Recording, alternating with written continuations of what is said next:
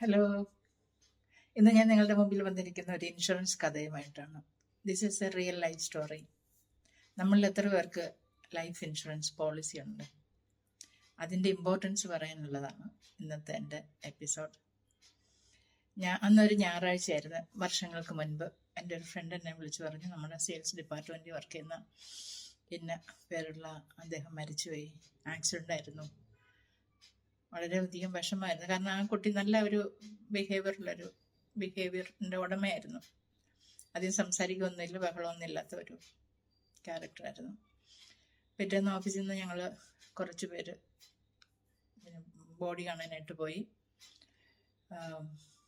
അവിടെ ചെല്ലുമ്പോഴാണ് നമ്മൾ മനസ്സിലാക്കുന്നത് അത് ഒരു സാധാരണ ഫാമിലിയിൽ എന്ന് പറയാം, ഒരുപക്ഷെ അതിനേക്കാളും താഴെ സാമ്പത്തിക ഉള്ള ഒരു ഫാമിലിയിൽപ്പെട്ട ഒരു യുവാവാണ് മരിച്ചുപോയത്.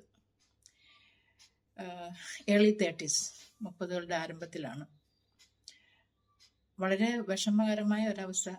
അദ്ദേഹം മാത്രമായിരുന്നു എൻ്റെ ആ വീട്ടിലെ ബ്രെഡ് വിന്നർ. വൈഫുണ്ട്, ഒരു കുട്ടിയുണ്ട്, പെൺകുട്ടി. വൈഫ് രണ്ടാമത് പ്രഗ്നൻ്റ് ആയിരുന്നു. പ്രായമായ അച്ഛനും അമ്മയും. ഇത്ര അടങ്ങുന്നതായിരുന്നു ആ കുടുംബം.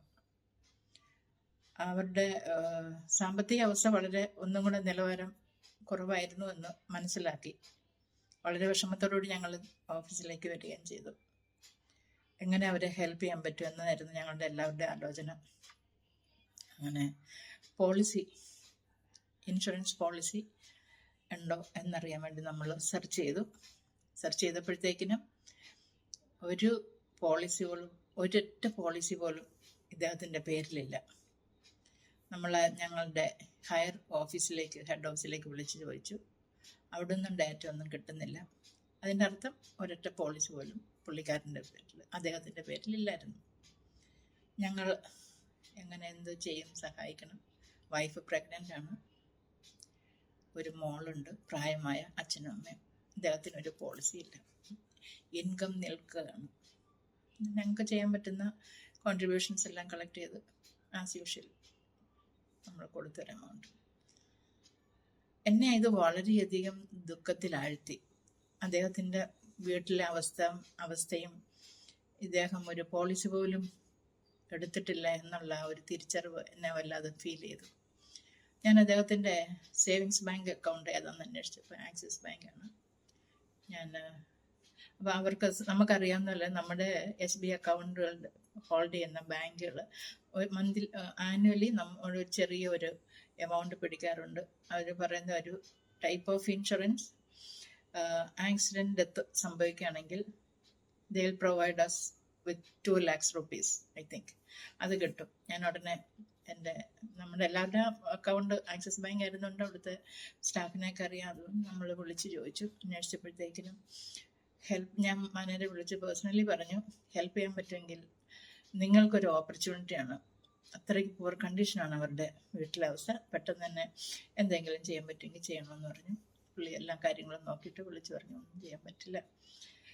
കാരണം അവർ സേവിങ്സ് ബാങ്ക് അക്കൗണ്ടുകാർ നമ്മുടെ നിന്ന് പിടിക്കുന്ന പ്രീമിയത്തിൻ്റെ എഗെയിൻസ്റ്റായിട്ട് തരുന്ന പോളിസിക്ക് ക്ലെയിം കിട്ടണമെങ്കിൽ കുറച്ച് കണ്ടീഷൻസ് ഉണ്ട്. അതിലൊന്ന് 3-4 എണ്ണം ഉണ്ട്. 3 സാറ്റിസ്ഫൈ ചെയ്തു. ഒരെണ്ണം ഇമ്പോർട്ടൻ്റ് ആണ്. ഈ 4 ഫാക്ടേഴ്സ്. അതിലൊന്ന് ഡെബിറ്റ് കാർഡ് ഉപയോഗിച്ച് പർച്ചേസ് ചെയ്തിരിക്കണം. അതും അറ്റ്ലീസ്റ്റ് 10,000 rupees. അത് ചെയ്തിട്ടില്ല. സോ ആ എമൗണ്ട് ക്ലെയിം ചെയ്യാനായിട്ടും പറ്റില്ല. ഡിസപ്പോയിൻമെൻ്റ് ആയിരുന്നു ഞങ്ങൾക്ക്. ഹെൽപ്പ് ചെയ്യാൻ ഞങ്ങൾ എല്ലാ രീതിയും നോക്കി, നടന്നില്ല. ഞാനിത് ഇവിടെ പറയുന്ന കാരണം ഇറ്റ് ഹാപ്പൻസ്. ആരാണ് എപ്പോഴാണോ, ഞാനാണോ ആരോ എപ്പോഴും മരിക്കാൻ പെട്ടെന്ന്. മരണം ഏത് വീട്ടിലും ആർക്കും സംഭവിക്കാമെന്നുള്ളതുകൊണ്ട് ഒരു ഇൻഷുറൻസ് പോളിസി എടുത്തിരിക്കുക, ലൈഫ് ഇൻഷുറൻസ് പോളിസി എടുത്തിരിക്കുക. നമ്മൾ വാഹനങ്ങൾക്കൊക്കെ ഇൻഷുറൻസ് പോളിസി എടുക്കുന്നില്ല. എന്തിനാ? അതൊരു പ്രൊട്ടക്ഷൻ അല്ലേ? അതില്ലാതെ വണ്ടി ഓടിക്കാനും പറ്റില്ല. അതേപോലെ നമ്മൾ തന്നെ ഒന്ന് കമ്പൽ ചെയ്ത് വെക്കുക, ഒരു പോളിസി, മിനിമം ഒരു ലൈഫ് ഇൻഷുറൻസ് പോളിസി എങ്കിലും എടുത്തു വെച്ചിരിക്കുക. എന്തിനാണ് എടുക്കുന്നത്? നാളെ നമ്മൾ ആയ ബ്രെഡ് വിന്നർ മരിച്ചു പോകുമ്പോൾ വീട്ടിൽ പ്രായമുള്ള മാതാപിതാക്കളും വൈഫ് അല്ല ഹസ്ബൻഡ് മക്കളും ഒക്കെ സാമ്പത്തികമായിട്ട് അവർക്ക് സപ്പോർട്ട് ചെയ്യാൻ പറ്റും. ഒരിക്കലും മരിച്ച ആള് പേഴ്സണലി വന്നിട്ടൊന്നും ചെയ്യാൻ പറ്റില്ല. ബട്ട് ഫിനാൻഷ്യൽ സപ്പോർട്ട് കൊടുക്കാനായിട്ട് സാധിക്കും. അതിനാണ് ഈ പോളിസി എടുക്കുക എന്ന് പറയുന്നത്. ഇനി മറ്റൊരു കഥ പറയാം. അത് ഞാൻ മറ്റൊരു സ്ഥലത്ത് വർക്ക് ചെയ്യുമ്പോഴാണ്. അവിടെ ഒരാൾ മിഡിൽ ഈസ്റ്റിൽ വർക്ക് ചെയ്യുന്ന വെക്കേഷന് നാട്ടിൽ വന്നപ്പോൾ ഒരു പോളിസി എടുത്തു, വർത്ത് ₹2 lakhs. അതെടുത്ത് ഒരു മാസം കഴിഞ്ഞു ഇദ്ദേഹം തിരിച്ച് ജോലി സ്ഥലത്തേക്ക് പോകുന്നു. അവിടെ ചെന്ന് വിതിൻ എ വീക്സ് ടൈം അദ്ദേഹം ഒരു ആക്സിഡൻറ്റിൽ മരിക്കുന്നു.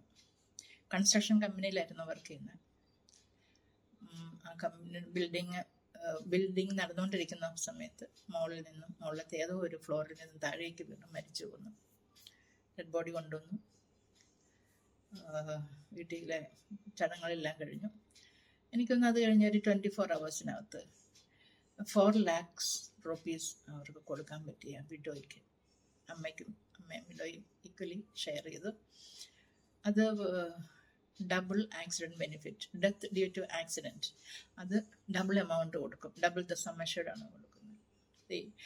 It happens. നമ്മളത് ഒരു പ്രിക്കോഷൻ നമ്മളുടെ ഭാഗത്ത് നിന്ന് നമ്മൾ എടുക്കുക, പോളിസി എടുക്കുക.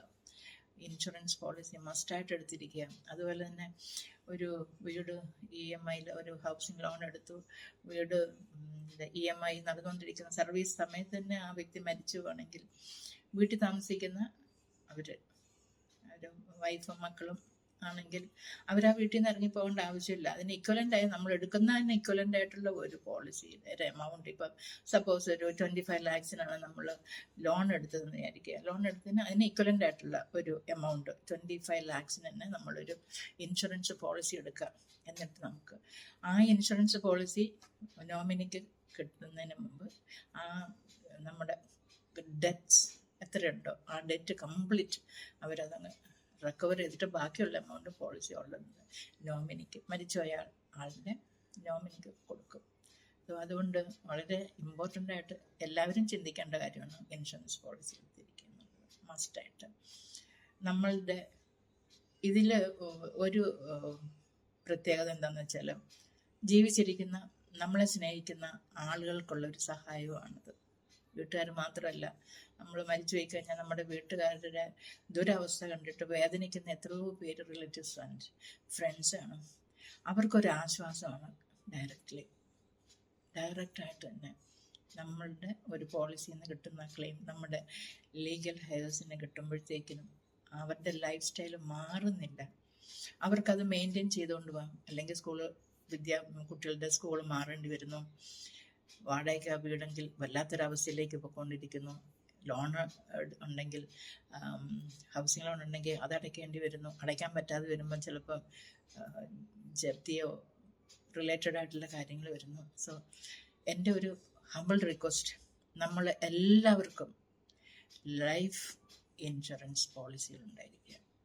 നിങ്ങളുടെ വീടിൻ്റെ ഏറ്റവും അടുത്തുള്ള LIC ഓഫ് ഇന്ത്യയുടെ ബ്രാഞ്ച് ഓഫീസിലോ സാറ്റലൈറ്റ് ഓഫീസിലോ പോവുക. അവിടെ ചെന്ന് അവിടുത്തെ ബ്രാഞ്ച് മാനേജറെ നേരിട്ട് കാണുക. നേരിട്ട് കണ്ടിട്ട് പോളിസി എടുക്കുന്നതിനെ പറ്റി സംസാരിക്കുക. പോളിസി എടുക്കുന്നതിന് മുമ്പ് 2-3 ഫാക്ടേഴ്സ് നമ്മൾ പറയേണ്ടതുണ്ട്. അത് ഞാൻ പെട്ടെന്ന് പറയാം. അതായത് ഏത് പോളിസിയും നമുക്ക് സ്യൂട്ടബിൾ ആയിരിക്കത്തില്ല. നമ്മുടെ ആവശ്യം നമുക്കേ അറിയത്തുള്ളൂ. എൻ്റെ ആവശ്യം എന്തായിരുന്നു? ഞാനൊരു ലോൺ എടുത്ത് ഒരു വീട് വെച്ചു, അതിൻ്റെ ആ റിക്കവറിയും കവർ ചെയ്യണം. പിന്നെ കുറച്ച് എമൗണ്ട് എൻ്റെ വൈഫിനും മക്കൾക്കും പ്രായമുള്ള അച്ഛനും അമ്മയ്ക്കും എല്ലാം കൂടെ കുറച്ച് എമൗണ്ട് കിട്ടണം. ഇതാണ് ഈ ഐഡിയ. അവിടെ ചെല്ലുമ്പോഴത്തേക്കിനും അവരുടെ ഏതെങ്കിലും ഒരു പോളിസി തന്നാൽ നമ്മളത് അക്സെപ്റ്റ് ചെയ്യാതിരിക്കുക. അതിൻ്റെ ടേംസ് ആൻഡ് കണ്ടീഷൻസ് എല്ലാം എന്തൊക്കെയാണ് നോക്കുക. അത് മനസ്സിലാക്കിയതിന് ശേഷം പോളിസി എടുക്കുക. അതല്ലെങ്കിൽ ഞാനൊരു എക്സാമ്പിൾ പറയാം. ഞാനൊരു ടെക്സ്റ്റൈൽ ഷോപ്പിൽ പോകുന്നു. എനിക്ക് അവിടെ നിന്ന് ഒരു ഷർട്ട് വാങ്ങിക്കണം, 42 inches light yellow material, cotton അല്ലെങ്കിൽ പ്യുവർ കോട്ടൺ അല്ലെങ്കിൽ ലിനൻ. ഇതാണ് എൻ്റെ കണ്ടീഷൻ. ഞാൻ ആ ടെക്സ്റ്റൈൽസ് ചെല്ലുന്നു, അവിടെ ചെന്ന് സെയിൽസ്മാനോട് സംസാരിക്കും.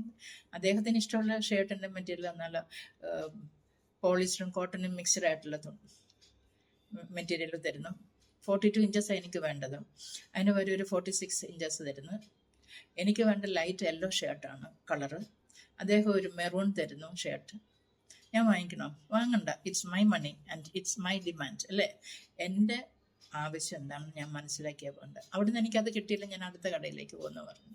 നമ്മളുടെ ആവശ്യം ഇൻഷുറൻസ് പോളിസി ആയിട്ടുള്ള നമ്മുടെ ആവശ്യം എന്തെന്ന് മനസ്സിലാക്കിയിട്ട് അത് മാനേജരോട് സംസാരിക്കുക. നമുക്ക് നമ്മുടെ ടേസ്റ്റിനും നമ്മുടെ ഇഷ്ടത്തിനും നമ്മുടെ ആവശ്യത്തിനും ഈക്വലൻ്റ് ആയിട്ടുള്ള ഒരു ഇൻഷുറൻസ് പോളിസി അവിടെ നിന്ന് നമുക്ക് കിട്ടും. നമ്മളത് അവിടെ നിന്ന് വാങ്ങിച്ചുകൊണ്ട് വരിക, റെഗുലറായിട്ട് പ്രീമിയം അടച്ചുകൊണ്ട് പോവുക. ഇത്തരം കാര്യങ്ങളൊക്കെ ശ്രദ്ധിച്ചിട്ടുണ്ടെങ്കിൽ ഒരു പരിധി വരെ നമുക്ക് നമ്മുടെ ആബ്സെൻസിൽ നമ്മുടെ ഡിയർ ആൻഡ് നിയർ അവർക്ക് ഫേസ് ചെയ്യേണ്ട കോൺസിക്വൻസസും ബാഡ് എക്സ്പീരിയൻസസ് ഒക്കെ ഒരു ലിമിറ്റ് വരെ നമുക്കത് കൺട്രോൾ ചെയ്ത് നിർത്താനായിട്ട് സാധിക്കും. എന്തായാലും എല്ലാവരും സ്വന്തം വണ്ടിക്ക് ഇൻഷുറൻസ് എടുക്കുന്നത് പോലെ നമ്മളുടെ ജീവനാകുന്ന ഈ വണ്ടിക്ക് വേണ്ടിയിട്ടും ഒരു പോളിസി എടുക്കുക. മിനിമം ഒരു പോളിസി എങ്കിലും എടുക്കുക. അത് എമൗണ്ടൊക്കെ അവരുടെ ഇൻകം വെച്ചിട്ട് ഡിസൈഡ് ചെയ്യും, ഓരോരുത്തരുടെ ഇൻകം അനുസരിച്ച്. അങ്ങനെ നമ്മൾക്ക് അടയ്ക്കാൻ പറ്റുന്ന ഒരു പ്രീമിയം ആ റേഞ്ചിലേക്ക് വരിക. അത് എത്ര പ്രീമിയം അടയ്ക്കാൻ പറ്റുമെന്നുള്ള കാര്യം ആലോചിക്കുക. അതിന് ഇക്വലൻ്റ് ആയിട്ടുള്ള നമ്മളുടെ ടേസ്റ്റുകളും നമ്മുടെ ആവശ്യങ്ങളും മനസ്സിലാക്കിയിട്ട് അതിനെ സാറ്റിസ്ഫൈ ചെയ്യുന്ന പോളിസികൾ ഇൻഷുറൻസ് പോളിസിയിൽ എടുക്കുക. ഏത് ഇൻഷുറൻസ് എടുക്കണമെന്നോ അല്ലെങ്കിൽ ഏത് പോളിസി എടുക്കണമെന്നൊന്നും ഞാൻ പറയുന്നില്ല. ഇത്രയും ഞാൻ പറഞ്ഞപ്പോൾ തന്നെ ഓപ്പണായിട്ട് നിങ്ങൾക്ക് മനസ്സിലായി കാണും. ഓരോരുത്തർക്കും അത്യാവശ്യമാണ്. നേരത്തെ പറഞ്ഞ 2 കഥയിലെ വളരെ ദുഃഖകരമായ ഒരു കഥയും മറ്റേ ഒരു കഥയും ഒക്കെ മരിച്ചുപോയി. ബട്ട് നമുക്ക് അവർ മരിച്ചതിന് ശേഷവും അവരുടെ വീട്ടിലുള്ള ബാക്കി ആളുകൾ സന്തോഷത്തോടെ, ഒരു പരിധിവരെ സന്തോഷത്തോടെ സമാധാനത്തോടെ ജീവിച്ചു പോട്ടെ. അതുകൊണ്ട് എൻ്റെ ഒരു ഹമ്പിൾ റിക്വസ്റ്റ്, നമ്മളെല്ലാവരും ഇൻഷുറൻസ് പോളിസി എടുക്കുക എന്നുള്ളത് തന്നെയാണ്. ഞാൻ പറഞ്ഞുതരാം, എൻ്റെ ഒരു പേഴ്സണൽ കാര്യം പറയാം. ഞാനൊരു 22 years മുമ്പ് ഒരു അപ്പാർട്ട്മെൻറ്റ് വാങ്ങിച്ചപ്പം I took a loan against my debt. Mortgage loan എടുത്തതിന് ഇക്വലൻ്റ് ആയിട്ടുള്ള ഒരു ഇൻഷുറൻസ് പോളിസി എടുത്തു. ഓഫ്കോഴ്സ് വേറെ പേഴ്സണൽ ഇൻഷുറൻസ് പോളിസികളുണ്ടായിരുന്നു, ടാക്സ് സേവിങ്സിനൊക്കെ വേണ്ടിയിട്ട് ഞാൻ എടുത്തതാണ്. പക്ഷേ അതിന് ശേഷം ഈ ലോൺ എടുത്ത് ഫ്ലാറ്റ് വാങ്ങിച്ചപ്പോൾ അതിന് ഇക്വലൻ്റ് ആയിട്ട് ഞാൻ എടുത്തതിൻ്റെ ഒരു കൺസെപ്റ്റ് ഇതായിരുന്നു: during the course of repayment, if I die, ഞാൻ മരിച്ചു പോയാൽ എൻ്റെ ഹസ്ബൻഡും എൻ്റെ 2 മക്കളും വീട്ടിൽ നിന്ന് ഇറങ്ങി പോകേണ്ട ഗതികേടുണ്ടാവരുത്. അല്ലെങ്കിൽ അവർ പെട്ടെന്ന് തന്നെ അറേഞ്ച് ചെയ്യുക എമൗണ്ട് അടയ്ക്കാനായിട്ട്. അത് വേണ്ട. ഇൻഷുറൻസ് പോളിസിയുടെ ക്ലെയിം സെറ്റിൽമെൻറ്റ് മരിക്കുകയാണെങ്കിൽ ആ ഒരു portion of my debt, remaining portion of my debt അത് ക്ലിയർ ചെയ്ത് കഴിയുമ്പോൾ ബാക്കി എമൗണ്ട് എൻ്റെ വീട്ടിലേക്ക് ഉപയോഗിക്കാം. അപ്പം പിള്ളേർക്കും ഹസ്ബൻഡിനും വീട്ടിൽ നിന്ന് ഇറങ്ങേണ്ട ആവശ്യമില്ല, അവർക്ക് അവിടെ കണ്ടിന്യൂസ് ആയിട്ട് ജീവിക്കാം. ഇതൊരു പ്രൊവിഷനാണ്, എൻ്റെ ഒരു എക്സ്പെക്ടേഷൻ, എൻ്റെ ഒരു ഡ്രീമാണ്. അവർക്ക് ഒരു രീതിയിലും ഉള്ള ഒരു ബുദ്ധിമുട്ടുണ്ടാകരുത് എന്നുള്ള ഒരു കൺസെപ്റ്റിൽ എടുത്ത പോളിസി ആയിരുന്നു. എനിഹൗ അത് കഴിഞ്ഞു, ടെന്യൂറെല്ലാം കഴിഞ്ഞു, ഞാനിപ്പോഴും ജീവിച്ചിരിക്കുന്നു. എനിഹൗ നിങ്ങളോട് എനിക്ക് ഹമ്പിളായിട്ടുള്ള റിക്വസ്റ്റ് ഇത് തന്നെയാണ്: എല്ലാവരും പോളിസി എടുക്കുക. സോ ഇന്നത്തെ എപ്പിസോഡ് ഈസ് ഓവർ. എല്ലാവരും സന്തോഷത്തോടെ ജീവിക്കുക, പീസ്ഫുള്ളായിട്ട് പോട്ടെ. ഓക്കെ, ഞാൻ I M signing off. I M lovely Abraham from Trivandrum. Bye.